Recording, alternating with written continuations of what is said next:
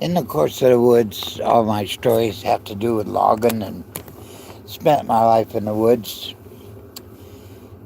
And the experiences with animals are sometimes hilarious. But the cross experiences between animals and humans can be ridiculous. Here's a story of a friend of mine. I think maybe my brother was involved. I don't know. They did everything together, but Bob Clark and Odell were always hunting together. Incidentally, this is in the 60s, and we lived in a lumber camp.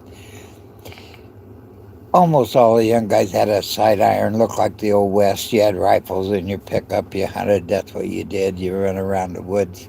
Well, in a lumber camp was a little place called Johnsondale, up out of Kernville. It's a lumber camp, and it was active, and we were working there for years. And that they had a company store where you bought stuff and had credit, and if you didn't work enough in the summer, you owed money all year. But if you if you went to the bar, they had their own, and they had cabins there. There was about 130 people that lived there, and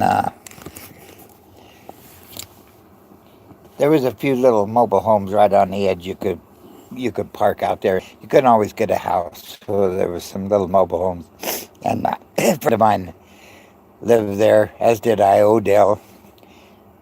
So one day they go out in the woods and they're goofing around, which always a prelude to trouble. And they come upon a baby bear.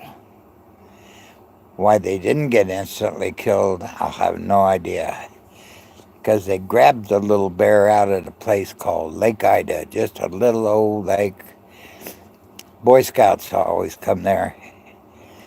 And this is about 5 miles from Johnsondale. So they grabbed this little baby bear,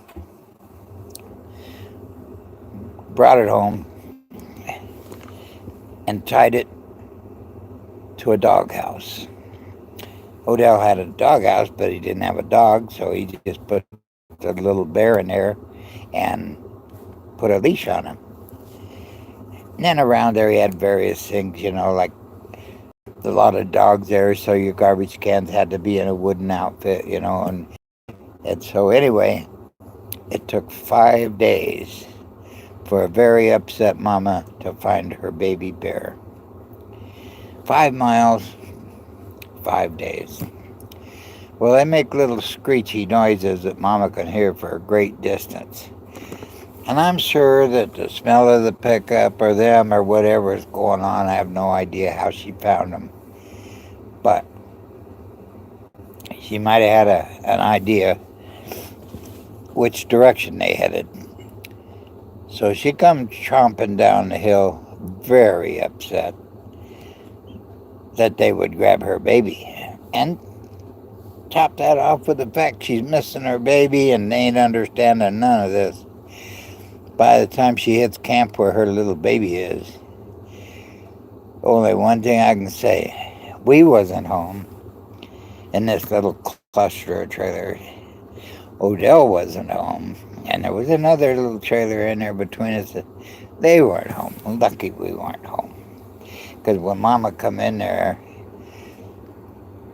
could only be called kicking ass and taking names. She tore her baby was tied to the doghouse, so she tore it all up and made kindling out of that. Made kindling out of the place where you put the garbage. Tore everything up in the yard you could possibly do, and let them know, don't mess with a baby bear.